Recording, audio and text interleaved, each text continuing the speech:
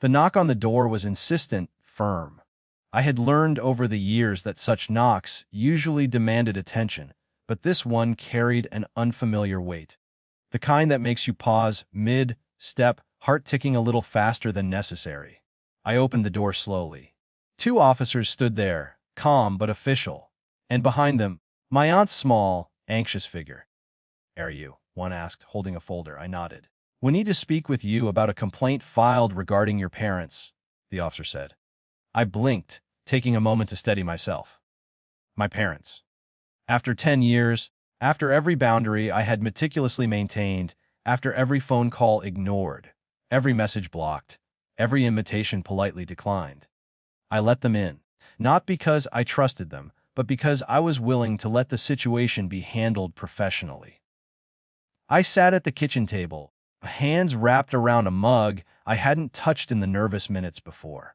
The officer spoke carefully, explaining the complaint, financial mismanagement of my medical funds, reports of harassment, and the legal repercussions that had culminated in their visit. My aunt whispered, almost too quietly, "I told you. You'd see." I remembered. I remembered everything.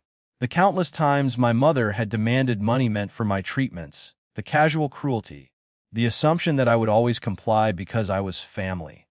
The funds that could have been used for surgeries, therapies, hospital bills, and recovery redirected, instead, to my sister's whims. I had refused, not out of spite but out of necessity. I had cut ties, blocked calls, walked away from people who equated my well-being with their convenience. The officers asked questions. I answered calmly, detailing what I remembered, what I had done, and what had prompted me to sever contact. I did not embellish. I did not justify beyond the facts. My aunt watched, her expression somewhere between relief and regret. She had known the tension between my parents and me, had quietly predicted that eventually the situation would reach a point that required formal intervention. After the paperwork was filed and the officers left, I sat in silence. The air in my home felt heavier than usual, but it also felt clear. The past 10 years of carefully maintained distance, of quiet self-preservation, had led to this moment where authority recognized the imbalance and enforced accountability. I thought about my parents, their favoritism, their inability to prioritize my needs over my sister's. I felt a complex mix of emotions: residual pain, lingering resentment, but also an unexpected calm. They could no longer reach me in the way they once had. Their leverage was gone, replaced by formal boundaries and the undeniable assertion of my own rights. My aunt lingered a moment longer before leaving, a quiet reminder that sometimes the systems we distrust exist to enforce what should have been respected naturally. I closed the door behind her, listening to the faint echo of the lock clicking into place. No one apologized. No one begged. No one tried to rationalize their past actions. The outcome was simple, direct, and undeniable. I returned to my chair, sipping cold tea, and for the first time in years, felt the weight of my own choices, the careful cultivation of a life that prioritized my well-being. I didn't feel triumphant. I didn't feel vindicated. I felt steady, controlled, resilient.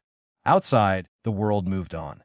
Inside, I knew one truth had solidified: long-term self-preservation, even in the face of parental favoritism, can create a life that cannot be unbalanced by others' expectations. The past was unresolved. My parents' attitudes, their patterns, would not necessarily change. But I had changed.